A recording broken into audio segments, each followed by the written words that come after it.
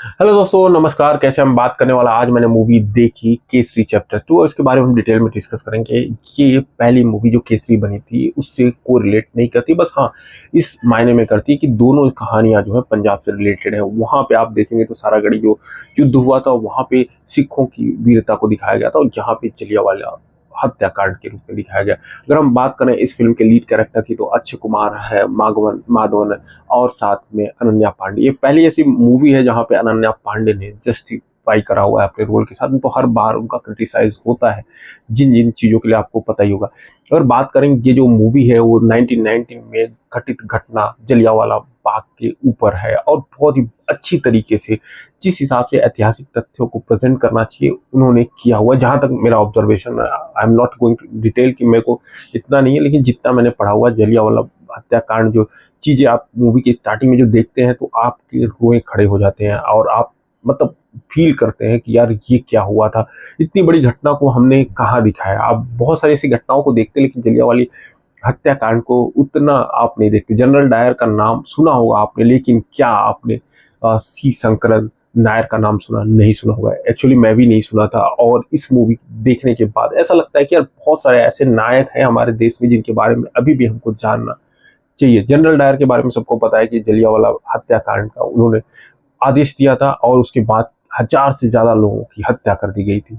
अब बात करते हैं इन डिटेल में इस फिल्म के बारे में। इस अगर फिल्म की बात करें तो जैसे कि मैंने बताया, सारागढ़ी के युद्ध को पहली मूवी में दिखाया गया और इस मूवी की बात करें तो जलियांवाला हत्याकांड दिखाया गया। लेकिन ये जो फिल्म बनी है वो बनी है शंकरन नायक साहब के पोते की बुक जो है the case that shook the empire, इसके ऊपर बनी है, जिसको लिखा था रघु पाताल और पुष्पा पाताल ने। इस फिल्म को यहाँ से लिया गया है इस बुक के, और इसमें पूरे डिटेल में दिखाया गया है कैसे शंकरन साहब जब जलियांवाला बाग हत्याकांड होता है उससे पहले वो सरकारी वकील थे, यानी आप अंग्रेजों के लिए काम करते थे, बड़े ओहदे पे थे, बड़े पोस्ट पे थे। लेकिन उसके बाद क्या हुआ, चीजें बदली। इसके बाद उनका दिल पिघला और वहां से उन्होंने जनरल डायर के अगेंस्ट में केस ठोका। जलियांवाला बाग के अगेंस्ट में उन्होंने केस लड़ा और इसके बारे में डिटेल में दिखाया गया। जब आप कोर्ट ड्रामा ड्रामा देखते हैं तो आपको बहुत सारी फिल्मों की याद आती है। घातक की हम बात करते हैं, जो दामिनी का किरदार था वहां पे कितनी जस्टिफिकेशन की टाइप थी, लेकिन उस उग्र तरीके से यहाँ पे नहीं दिखाया। लेकिन जो भी चीजें दिखाई हैं वो बहुत ही अच्छी। आर माधवन के रूप में जो कैरेक्टर उन्होंने किया हुआ है, अगर बात करें मैक किनले का, जबरदस्त किया है, बहुत ही बेहतरीन तरीके से किया है। एक एंग्लो इंडियन का किरदार जो निभाया है।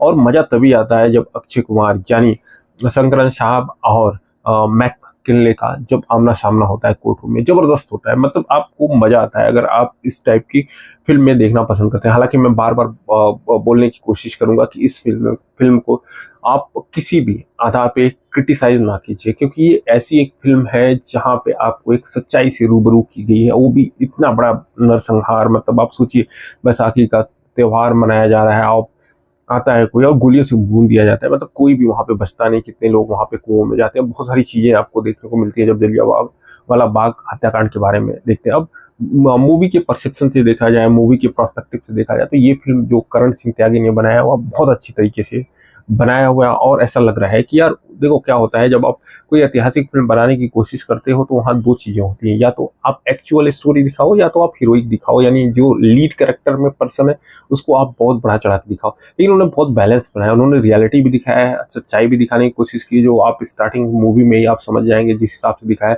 और बाकी चीजें भी आप देखते हैं, वो क्या देखते हैं, जब हीरोइक जैसे सी शंकरन साहब को हीरोइक रोल में दिखाने की कोशिश होती है वो भी अच्छा लगता है आपको, क्योंकि आप देखोगे जब इतना बड़ा केस लड़ रहा है कोई आदमी और उसको इस तरह प्रेजेंट नहीं किया जाए तो उतना अच्छा नहीं लगता। मेरे को सबसे ज्यादा इम्प्रेस इस मूवी में कोई क्या तो वो ये आर माधवन ने कमाल का एक्टिंग किया है। ऐसा नहीं बोल रहा हूँ कि अक्षय कुमार साहब ने अच्छा नहीं किया, जबरदस्त काम किया उन्होंने। लेकिन दोनों जब आमने सामने होते तो कहीं ऐसा लगता है कि माधवन साहब थोड़े से एक कदम आगे निकल जाते हैं। ये मेरा परसेप्शन है, बाकी लोगों का जो रहेगा। और जिस हिसाब से अनन्या पांडे ने जबरदस्त काम किया है, दिलरीत गिल के रूप में कमाल का काम किया और उन्होंने ही प्रेरित किया शंकरन साहब, क्योंकि शंकरन साहब जो आप मूवी देखेंगे तो शंकरन साहब जो थे प्रेरणा स्रोत थे दिलजीत के लिए, स्पेशली कि वो वकालत में आती है। और सेम यहाँ पे देखने को मिलता है जलियांवाला हत्याकांड के बाद कैसे ये जो केस लेते हैं शंकरन साहब यानी अक्षय कुमार इस मूवी में, वो इन्हीं की वजह से होता है। ओवरऑल देखा जाए तो बहुत ही अच्छा बैकग्राउंड म्यूजिक आप जब भी देखते हैं तो बहुत अच्छा लगता है। बढ़िया लगता है, सुकून लगता है। सबसे इंपॉर्टेंट चीज़ सिनेमाटोग्राफी, जो भी सिनेमाटोग्राफी आप 1990 की चीज़ों को दिखाते हैं 1919 की, तो आपको ऐसा सहजता से आप उसको अपनाते हैं। तो ओवरऑल देखा जाए ये फिल्म बहुत ही अच्छी है। अक्षय कुमार का कमाल का कमबैक है। बिजनेस कितना करती है डजेंट मैटर, क्योंकि इन फिल्मों को बिजनेस के आधार पे कभी भी रेटिंग नहीं दिया जा सकता। आप अपने इतिहास को जानने के लिए थोड़ा बहुत ऊपर नीचे चीजें होती हैं तो उसको समझ लेते हैं, क्या ठीक है, कहीं ना कहीं थोड़ा मूवी बनाने में एंटरटेन का तो चस्का मसाला डालना ही पड़ेगा। लेकिन ओवरऑल बैलेंस्ड मूवी है, अच्छा डायरेक्शन है।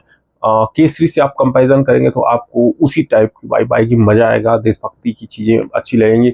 और ओवरऑल मेरे से बोलेंगे तो मैं तो आपको सजेस्ट करूंगा कि ये मूवी आप जरूर से जरूर देखिए, क्योंकि जलियांवाला बाग हत्याकांड, क्योंकि ऐसी ऐतिहासिक घटनाओं को भूलने की वजह से ही आगे वाली बहुत सारी इतनी बड़ी बड़ी घटनाएं हुई। अगर हम भूलते नहीं इन सारी चीजों को, हम अपने देश के नायकों को नहीं भूलते, तो शायद ये घटनाएं नहीं होती। बहुत अच्छी फिल्म है, बहुत अगर देखा जाए तो बहुत दिलेरी वाला काम किया। और यहाँ पे करण जौहर ने भी जो साथ दिया है वो भी बहुत मायने रखता है। ओवरऑल देखा जाए तो ये फिल्म अच्छा है। बिजनेस कितना करेगी इसमें हम नहीं जाते, लेकिन लोगों को पसंद आएगी इसमें कोई शक नहीं है। और जिस हिसाब से जाट का अच्छी अर्निंग चल रही है, अभी टाइम है, तो ये फिल्म भी अच्छा करेगी, क्योंकि बहुत सारे लोगों ने जाट भी मूवी देख ली होगी। ओवरऑल ये फिल्म बहुत अच्छी है, अक्षय कुमार के लिए एक मील का पत्थर साबित हो सकती है। कितना बिजनेस करेगी उसमें मैं नहीं जाता, लेकिन ये यादगार मूवी है। जब भी आप इस टाइप की मूवी को याद करते हैं तो आपको उधम सिंह की बात आती है, क्या कमाल का मूवी था। उसी टाइप की ये बनाने की पूरी कोशिश थी। आई होप ये वीडियो आपको पसंद आया तो लाइक करें, सब्सक्राइब करें। अगर आपने ये फिल्म देखी तो आपको ये फिल्म कैसी लगी, और बेस्ट एक्टर कौन सा लगा, अगर इन सारे किरदारों की बात करें। हालांकि जो नायक थे अपने सी नायर साहब, शंकर नायर साहब, उन वो तो एक अलग अपना इमेज बना के गए हैं, उनको हम रिस्पेक्ट करते हैं बहुत। लेकिन उनके कैरेक्टर को क्या अक्षय कुमार सामने जिया, 100% जिया, और साथ में आप मागवन सामने कमाल का साथ दिया। चलिए मिलते हैं नेक्स्ट वीडियो में, तब तक के लिए जय हिंद जय भारत। अगर आपने चैनल को सब्सक्राइब नहीं किया तो प्लीज सब्सक्राइब कर दीजिए, जिससे कि लेटेस्ट वीडियोस आपको मिलती रहे।